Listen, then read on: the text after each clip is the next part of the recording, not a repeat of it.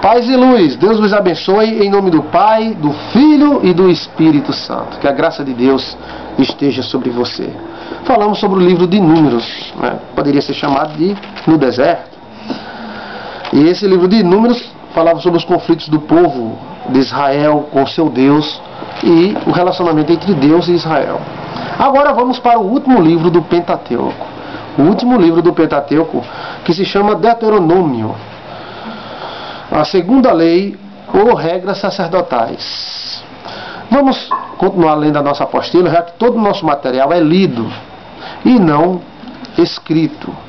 Você não vai ter o trabalho de ler, apenas de escutar e aprender. Aprende em nome de Jesus. Falamos sobre o livro de Números. Agora vamos para o livro de Deuteronômio, concluir o assunto Pentateuco e análise dos livros do Pentateuco. Vamos continuar. Diz assim: o nome do livro de Número, ou seja, a segunda lei, sugere sua natureza e propósito, situado muito apropriadamente em nossa Bíblia como o último dos 5 livros de Moisés. Sumaria, ou seja, conclui e põe em foco a mensagem incluída nos 4 livros anteriores. Isto não significa que se trata meramente de repetições do que é dito previamente. O livro de Deuteronômio é, na verdade, um livro que focaliza os acontecimentos ventilados anteriormente nos demais livros, particularmente o livro de Êxodo e o livro de Números. Porém, ultrapassa esses registros devido ao fato que tanto ele cita, como interpreta, como se adapta o texto e as leis que foram faladas. Então, o livro de Deuteronômio, ou seja, a segunda lei, ele retrata o assunto anterior, porém, ele dá significado e interpreta muitos acontecimentos que aconteceram nos livros anteriores. Vamos continuar? Por toda a página do livro, os acontecimentos historiados estão cheios de significados. Moisés nos fornece bastante material histórico, mas em quase todos os casos ele relaciona os acontecimentos a lições espirituais que os mesmos sublinham. Ele toma a legislação que o Senhor dera a Israel quase 40 anos antes e adapta às condições de vida fixa na terra, aonde Israel em breve haveria de entrar.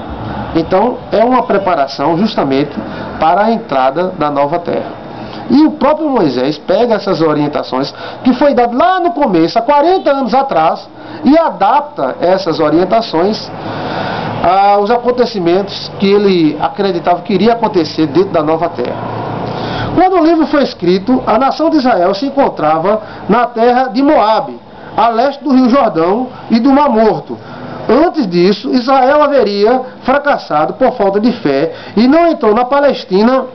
Agora, 38 anos depois, Moisés reúne todo o povo e procura infundir a fé que os capacitaria a prosseguir obedientemente à frente até a chegada da terra prometida. À frente deles estenderia-se a herança, estaria a bênção de Deus. Os perigos visíveis e invisíveis também jaziam à frente.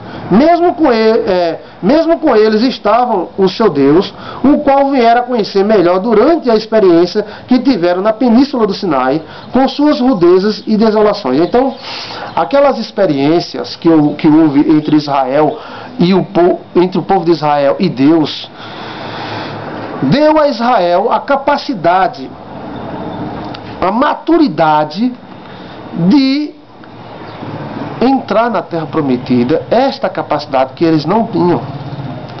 Eles aprenderam com os problemas que eles tiveram no deserto e com as suas próprias fraquezas, vamos dizer assim.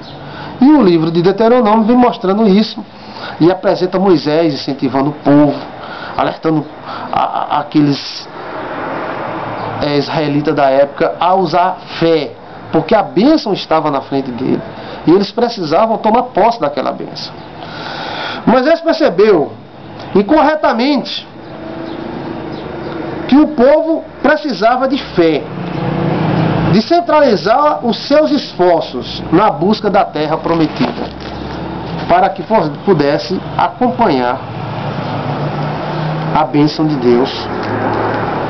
O livro cobre a gama inteira de perguntas que se derivavam dessa nova fase da existência de Israel. Sua atitude para com o Senhor é naturalmente o problema principal.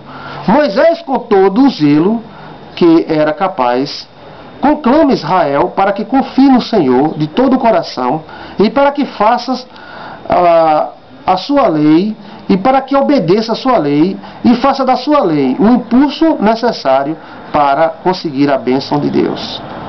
Isso mostra que o cristão, ele vence a Deus em obediência. Olha só o exemplo do livro de Moisés para os livros atuais do Novo Testamento.